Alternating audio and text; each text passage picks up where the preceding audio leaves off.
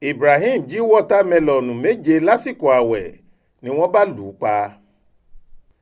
Bó bá jẹ́ pé ọkùnrin yìí Ibrahim Hashimu rẹ́ni sọ fún un pé àfọwọ́rá èso wọ́támẹ́lọ̀n tí wọ́n lówó ẹ̀ kò ju ẹgbẹ̀rún méjì náírà 2000 lọ tó fẹ́ ṣe yìí lè sọ ọ́ dẹni àkọlẹ̀bù, bóyá olóògbé náà ìbá ti pèròdà, bóyá ìbá ṣì wà láyé di báyìí.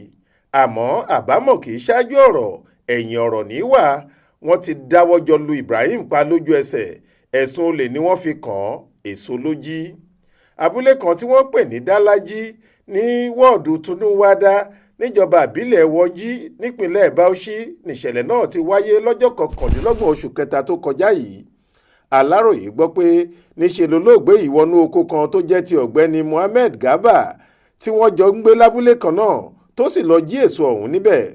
Láàrin òru ni wọ́n láfurasí náà yọ́kẹ́lẹ́ lọ sóko Garba tó sì jí èso wọ́támẹ́lọ̀n ká. Àsìkò tó hùwà láabi yìí tún bọ́ sínú ààwẹ̀ àwọn mùsùlùmí tí wọn kì í fi èso ṣeré, tí ọjà èso sì máa ń tà wàràwàrà. Méje èso tó dàbí bàrà ẹ̀gúsí ọ̀hún lọkùnrin náà jí ká. Ó tọ́jú ẹ̀ síbì kan, ó sì ṣojú fúrú, ó padà sábúlé rẹ̀ jẹ́jẹ́. Ìgbà tílẹ̀ mọ́, olókodóko ẹ̀, ó sì rí àmì pé àwọn alọ́kólóhunkígbe ẹ̀dá kan ti gbẹ̀yìn wá sóko náà, wọ́n sì ti jí òun ní èso ká, ni wọ́n bá bẹ̀rẹ̀ sí í fimú fínlẹ̀.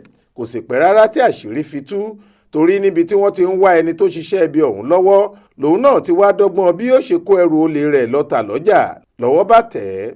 Alukoro ọlọ́pàá ìpínlẹ̀ Bauchi Ahmed Wakil tó fìdí ìṣẹ̀lẹ̀ yìí múlẹ̀ fáwọn oníròyìn lọ́jọ́ Ẹtì Friday ọjọ́ 7 oṣù kẹrin yìí sọ pé aládùúgbò kan tó porúkọ ara ẹ̀ ní Àdó Sọ́yà ẹni 40 ọdún ló wá fìṣẹ̀lẹ̀ náà tó àwọn ọlọ́pàá létí. Ó ní nígbà táwọn yóò fi débi ìṣẹ̀lẹ̀ ọ̀hún rẹ́rẹ́ ti rún. Garba tí wọ́n jí èso oko ẹ̀ ti bẹ àwọn géńdé kan lọ́wọ́ ẹ̀ pé kí wọ́n bá òun kọ́ afurasí olè náà lọ́gbọ́n. Òun ni wọ́n bá mú Ibrahim, wọ́n dè bí olè tí wọ́n fẹ́ yìnbọn pa, wọ́n sì da igi jọ fún un, wọ́n lù ú bíi kíkú bíi yíyè. Tójú ti mọ́ ọkùnrin náà ló bẹ́jẹ̀. Gbogbo ariwo àti àrọwà rẹ̀ pé kí wọ́n ṣàánú òun kò wọ̀ wọ́n létí. Wọ́n ní lásìkò táàwẹ̀ ń lọ lọ́wọ́ tó lọ jalè ọ̀hún ló túbọ̀ mú kínú bí wọn sí i. Ṣá nígbà tí wọn yóò fi dáwọ́ sẹ̀ríà yìí dúró, Ibrahim ti ń pọ̀ kàkà ikú. Àwọn ọlọ́pàá tó sáré débẹ̀ ni wọ́n gbé e dìgbàdìgbà sínú ọkọ̀ wọn. Ó di ọsibítù General Wọ́jì.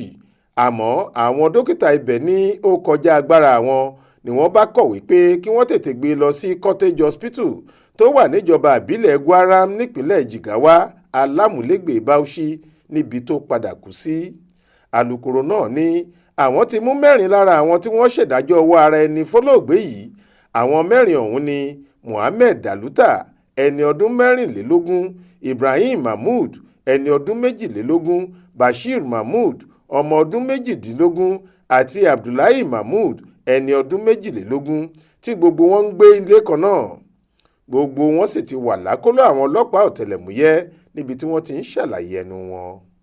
Faith Adébọ́lá ló ṣàkójọ ìròyìn yìí fún iléeṣẹ́ tẹlifíṣàn Aláròye online.